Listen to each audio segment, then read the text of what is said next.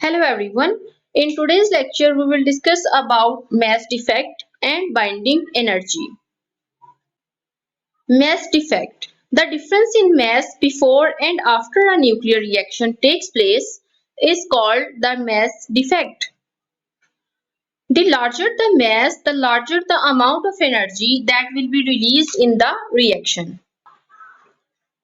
And this is known as nuclear binding energy. And its formula is given by E is equals to delta M into C square, where C represents the speed of light, E is actually the nuclear binding energy, and delta M is the difference in mass of the alpha particle and the sum of its parts like protons and neutrons.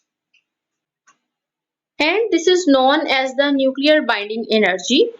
Any nucleus is made up of number of protons and neutrons and they depend on specific element. This binding energy is the amount of energy that you can extract from a reaction if you bind all the protons and neutrons into a nucleus. Students, in order for a fusion of hydrogen into helium to take place, the positively charged protons have to come close to each other before they can fuse. But positive particles, repel one another. We need to give the protons some extra energy so that they can get close enough so the strong nuclear force can glue them together. Only the inner 25% of the sun is hot and dense enough for nuclear reaction to take place. Center of sun is equal to 15 million degrees Kelvin. The outer parts of the sun are too cool for nuclear reactions to take place.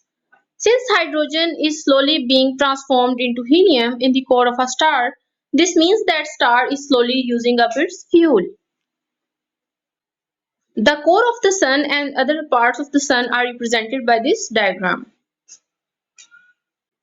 Eventually, the core will be depleted of hydrogen. The end of hydrogen fusion in the core of a star signals the end of the main sequence stage of that star's life, as represented by this diagram.